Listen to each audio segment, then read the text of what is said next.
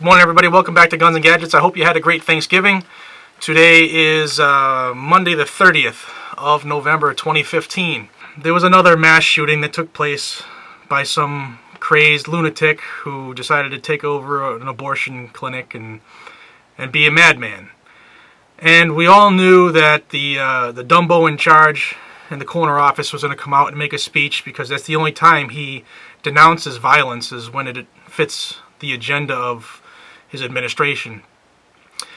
And we also knew that the liberals would fancy their opportunity for another gun grab, or to try to force more executive action, to look at more bans for the law-abiding people as it pertains to firearms, and related products. Kind of odd, though.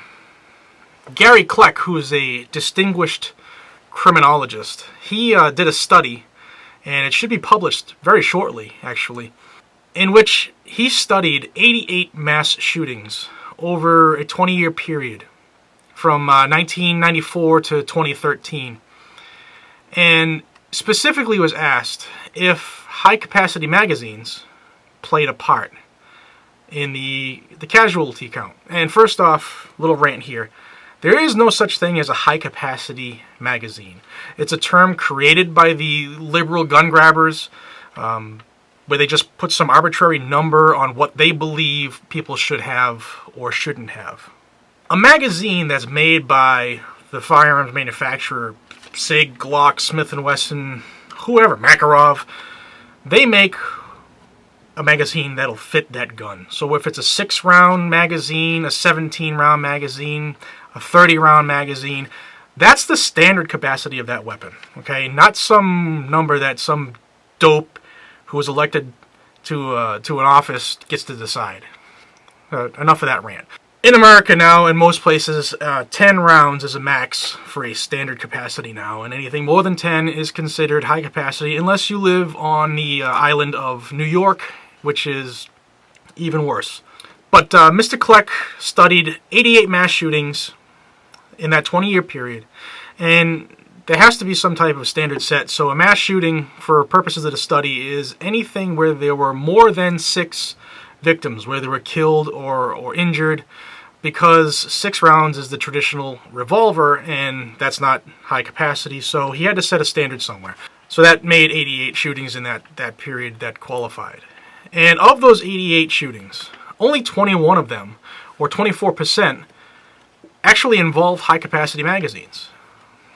So 76% of those shootings didn't have a high-capacity magazine at all. So more than three-quarters of all the mass shootings in that 20-year period didn't even have high-cap magazines. The round count in the magazine doesn't matter.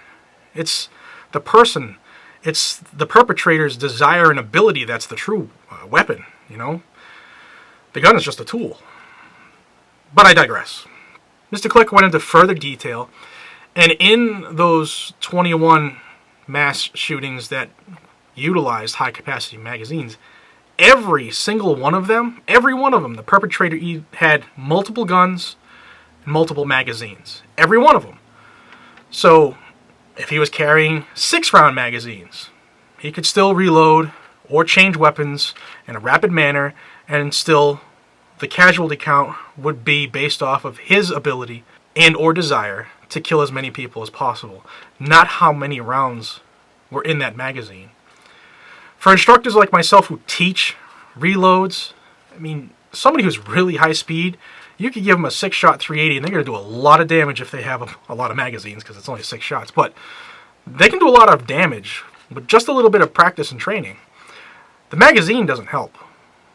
Sure, in theory, having more rounds could lead to higher casualty counts, but ultimately it's what's between here on the perpetrator and the skill and training that they have.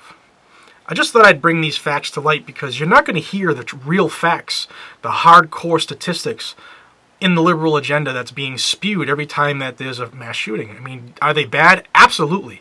I will never ever say that there was a single mass shooting that was great. You'll never hear anybody with a rational mind say that, regardless of what side of the fence they sit on, whether it's Democrat or Republican.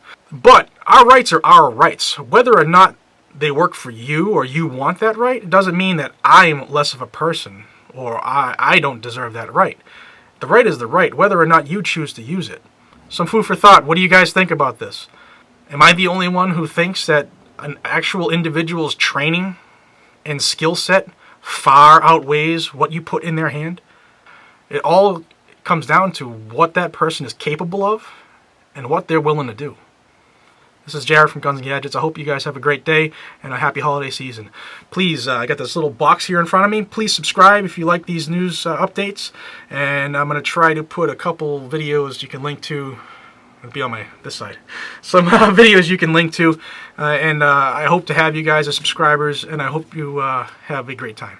Take care. Enjoy your days and enjoy your families. Be safe.